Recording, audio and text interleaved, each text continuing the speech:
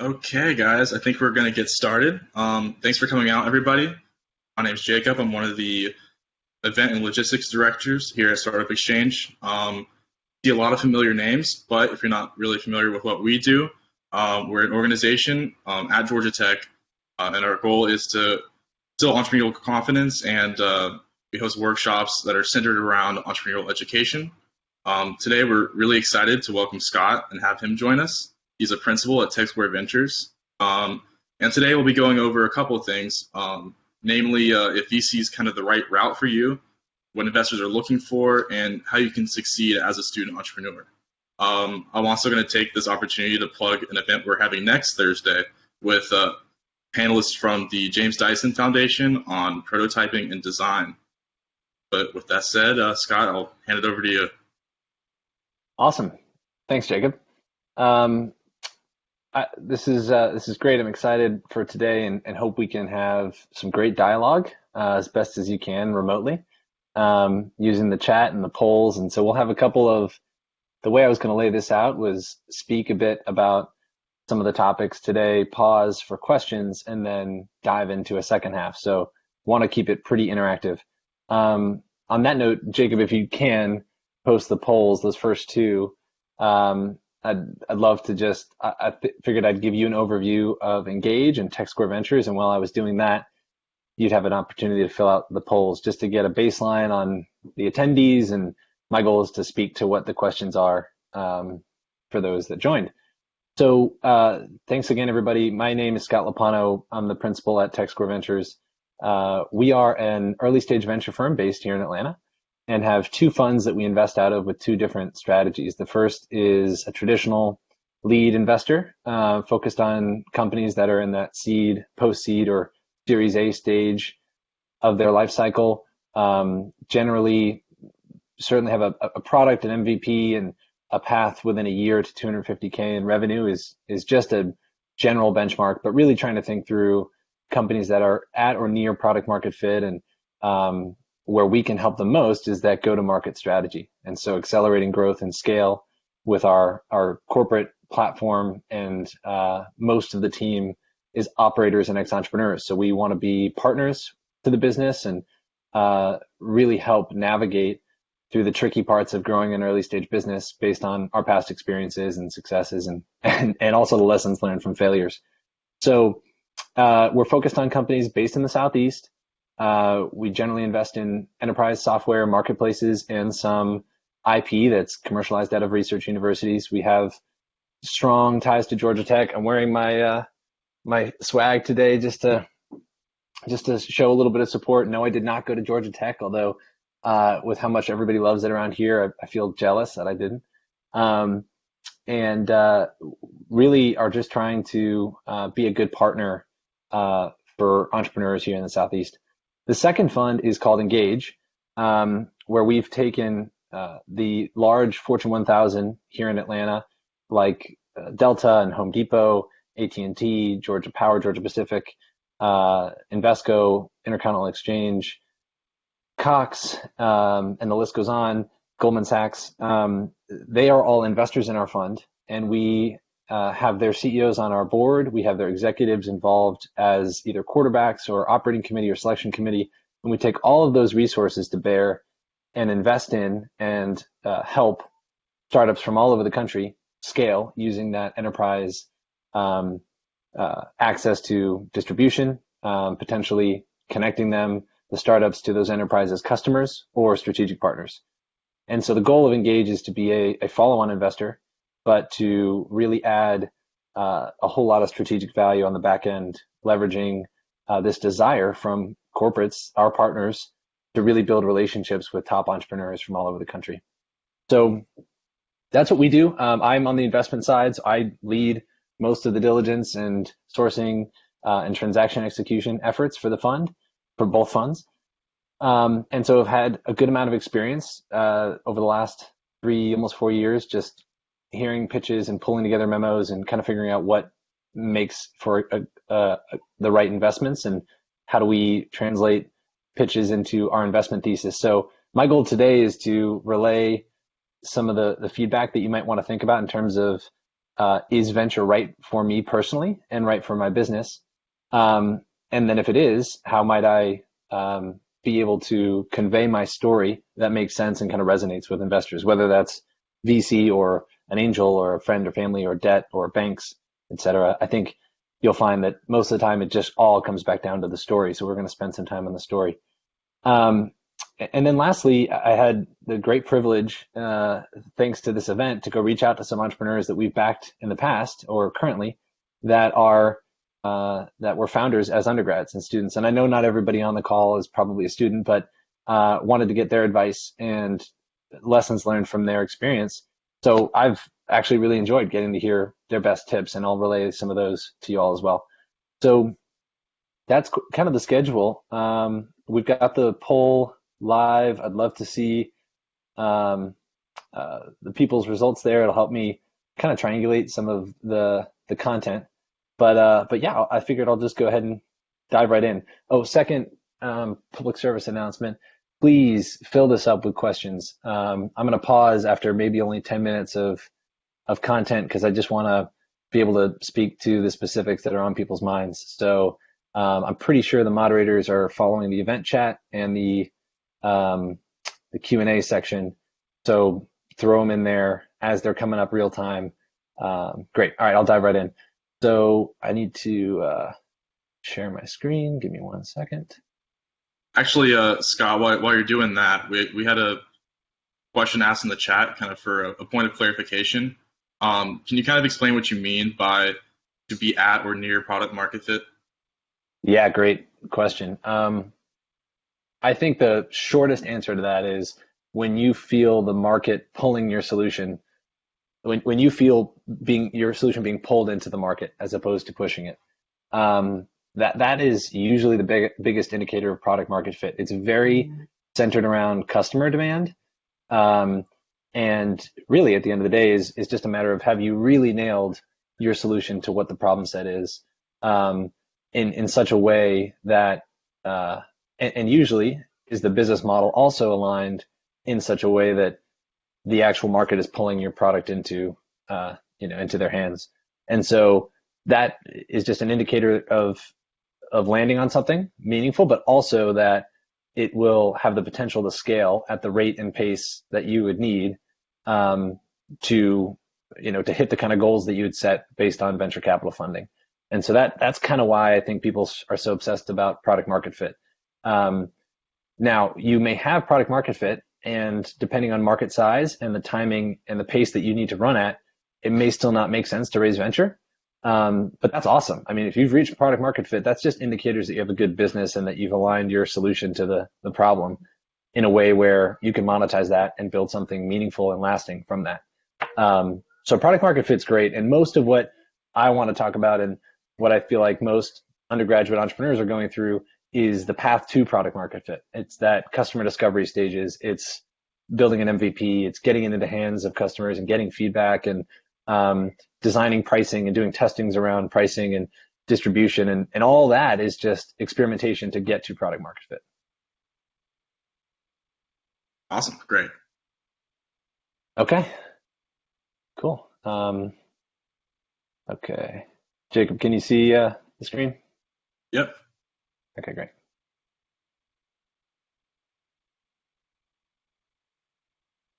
Okay. So venture for students, again, I realize not everybody's a student or undergrad, but I think this will still be applicable. So intro polls, those are going to be posted here by Jacob. But the questions I want to cover, what about your business and your goals align with venture capital? Can you and should you raise capital pre-revenue? I've heard that that's on people's minds pretty consistently, and it's an important one to discuss. And how can being a student help or hurt toward that process? What are some tips and tricks as an undergrad? Because that's a unique time to be building a business. So we'll start with alignment with venture. I always like to include a picture of at least one of my kids because they're hilarious. But don't just drink the Kool-Aid about venture. The message is constantly bombarding you from TechCrunch and everywhere else that the image of success is raising a big round from a top name VC. And don't get me wrong, fundraising is really hard, and you should be proud of getting through that process. It's a milestone just like anything else. But when you actually talk to entrepreneurs that have made it and been successful or built a business, whether it's venture backed or not, what they remember is the customers that they landed, the problems that they solved in the world, the great relationships they've built with customers that really needed their product. Those are the things that I think should never lose sight of when you're building a business. And at the end of the day, oftentimes it's when you don't need venture, but you want venture or funding in general, that's the best time to raise it. And so just setting your sights on customers, I think will alleviate much of that strain. But that being said, how might you know if you're right? You know, if you personally have a right fit with venture and if the business does, there's no easy answer to that question, but here are some things that might help you and guide you in the right direction. So generally speaking, if you are thinking about your business model, the improvement profile, which is a nickname I just made up, timing, technology, market dynamics, if you're on the left side of this, you might be more of a fit. And certainly if you can combine all of those things on the left side. Some of it may be self-explanatory, but let me just touch on a few of them, right? In general, venture is best optimized for growth, not necessarily for profitability. That fits more into your private equity, your growth equity, to your public markets. So doesn't mean investment, but specifically early stage venture, that capital should be used toward growing. So if you're finding yourself in a place where you've built a great business and every time, maybe it's a consulting business, and every time you engage a client, you have a profitable model, that's fantastic. I'd almost recommend leveraging that profitability and growing the business that way.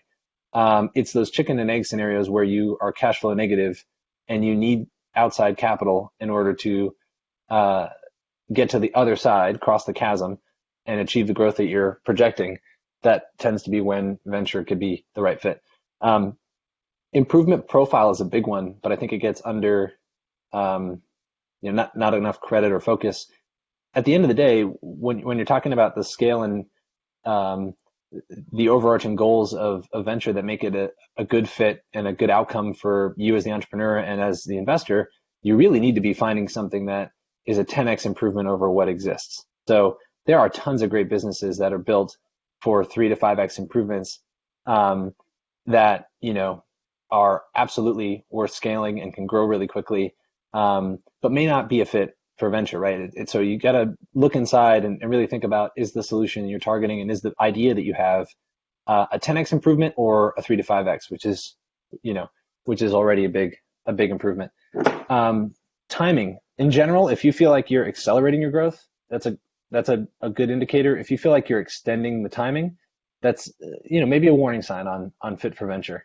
There's probably other sources of capital that are cheaper and are better aligned for extension. The I need more time kind of thing to prove out XYZ milestone. Technology in general, tech heavy just requires more upfront capital, and so tends to align itself better with that big dip in cash flow that requires outside investment.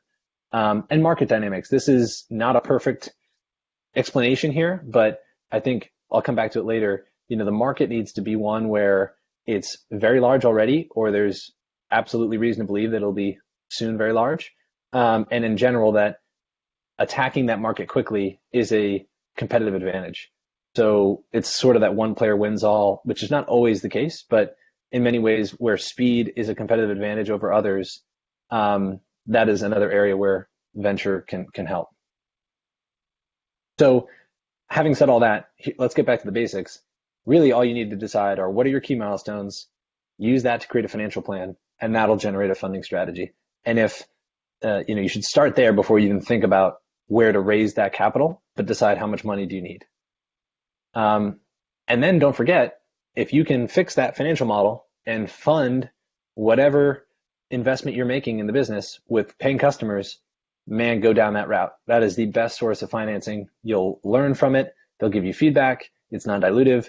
And at the end of the day, in general, investment will chase those that just have customers coming at them left and right anyway. And so if you solve for the customer part, you can kind of solve for most other things after that. But some key questions to ask is how much financing is needed and how urgent is that financing? Because sometimes it's like, oh, I can wait for paying customers, but I need it now. And that's an important dynamic to understand. Here's that negative dip in cash flow I was talking about. So if you do that financial plan, and this is kind of what it looks like, and you see really high growth in revenue, but for a short period of time, some negative cash flow, that this does tend to align with what looks like where venture might make sense. And then lastly, we talked about product market fit. The overarching message in terms of aligning milestones is that if you can be as lean as you can, take in as little capital as you can, and here's one of those areas where being a student is a benefit in general. You know, times are pretty cheap for you at that point in your life. You most likely don't have multiple kids and a house and a mortgage and all these things, so and in most of the cost of software startups is the people, right? The talent. And so maybe you've got some great friends that are working with you on the side. And so you can do a whole lot of stuff to stay lean at that stage until you found product market fit. Because the best way to explain it for any of those finance geeks out there is that capital is most expensive at the earliest stages. So you're going to give away dilution at lower valuations at that early stage, which only makes sense because the risk is also the highest. But the less capital you can raise until you get to that product market fit, the better. So this is really where the scrappiness comes in. But to give you an idea, in conclusion, of what the path might look like, this is just a sample. It's sort of become a famous triple, triple, double, double, double rule. And it was coined by some of those successful early SaaS businesses that show you the kind of growth you need to have in order to create the outcomes of, say, 100 million plus in revenue in as short a span of time as some of these companies did. So this is kind of when you take on venture, the expectations change, and this is sort of what it looks like. Here's sort of the more lighthearted version of that. So just understand, what taking on venture kind of does and changes in terms of expectations for you personally and for the business. And as you think about some of those personal considerations, one of the great quotes I got from an entrepreneur I reached out to was, think of dilution as a budget. You get dropped off in a foreign country, you're given $100, you should spend it wisely. That's all you've got. You can kind of think of dilution the same way. And so these are just realistic outcomes of where founders have ended up in VCs for companies that have gone public, have made it to that endpoint, that liquidity point. On the flip side of that, as you are thinking about investors, whether it's VC or otherwise, going back to that budget analogy, you get what you pay for. So just think, if you're finding that sort of discount on sale investor, most of the time there's good reason for that. And those that might be quote unquote more expensive, generally there's higher expectations for their ability to add value and their ability to reduce the risk and increase the chances you end up in the spot at IPO where presumably everybody's happy. So I'm going to pause there. That was a lot, but I think I don't have the questions in front of me, but I'll pause there for any questions. Yeah.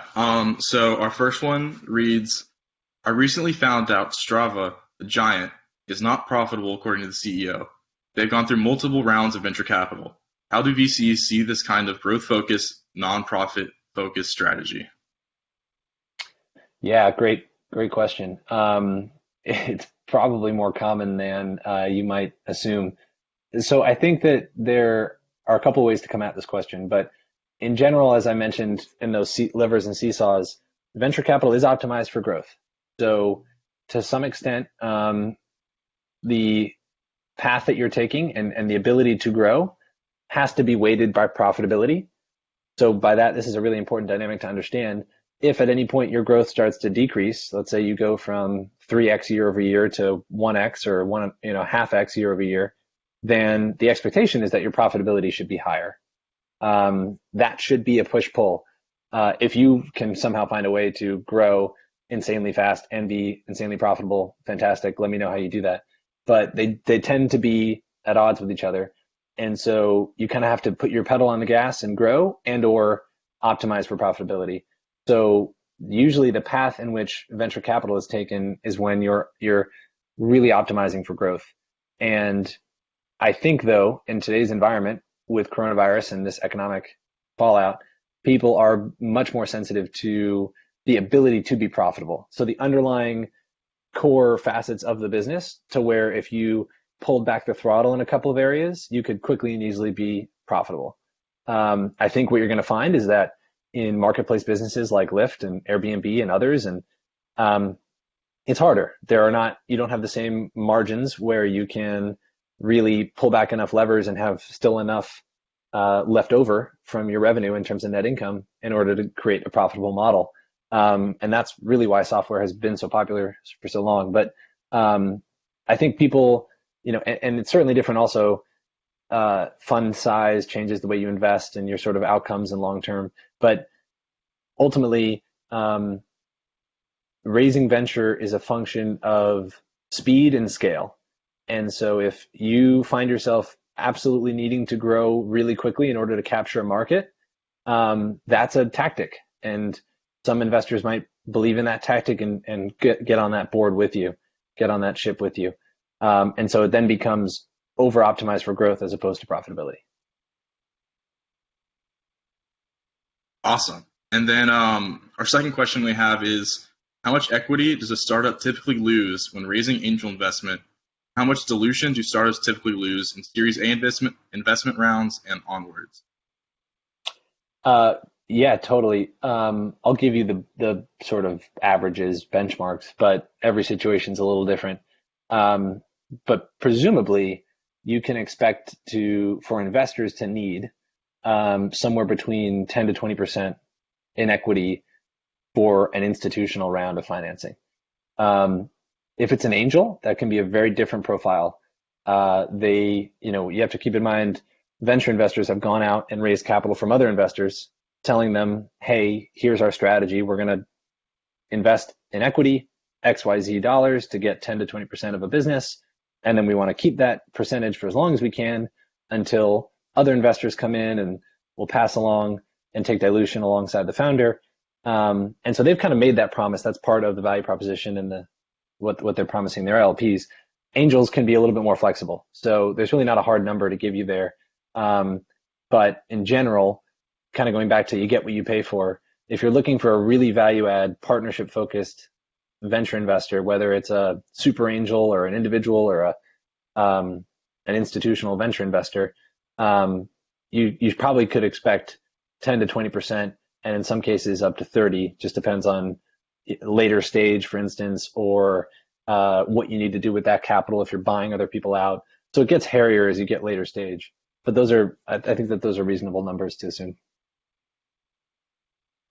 Our next question is, it's more oriented towards the social media market. Will investors be on board with a social platform that is focused on rapid user acquisition and is deferring commercialization to later? So will investors be on board? I think that at that point, you're really thinking about a certain subset of investors that would support that model, and vice versa for you, be experts in growing a business like that and value add on a board or as a partner in building a business like that. So I think the short answer to your question is that it really shrinks the subset of investor base that is a good fit and that makes sense. In today's world, I do, the feedback and color that I get from talking to other VCs is that the customer acquisition channels for building a social network in today's day and age, with the way that Instagram, Facebook, and the others are effectively controlling those channels and access, is less attractive than it was back in the days of Twitter and when Fred Wilson and USV were building. We're so focused on social networks. So I think it's a tougher market today than it goes back to the 10x improvement. It's harder, I think, to say we're going to completely change the way you think about interacting with people like it did when Facebook and Twitter came out, than it is today, where most of the solutions, at least that I see, and I think that most would see, are 3 to 5x improvements over the social networks we have today. So that it just makes it more of a challenge, I think, and it probably shrinks the investor universe a little bit. Because again, going back to that question about profitability, those models are very hard to get to. You really have to acquire enough critical mass in order to monetize that user base. Okay. Great. And then how are we doing on your time scale, by the way? Do we want to move on, Good. or do you want to take a couple more questions? Let's do one more, and then I'll move on. Okay. So our last one is I want to help young Black women learn how to code. How do I get funding for that? Um, that's a great question. I think we'd have to have a longer conversation for me to give you a really specific answer. But in general, um, it depends on the business model and the way that you're going to solve that problem. Presumably, it's a coding school or something like that. And I think what would be best for you is go to that levers and seesaw slide and just try to understand um, where you where that business would fall on a lot of those questions. Is it tech heavy or tech enabled?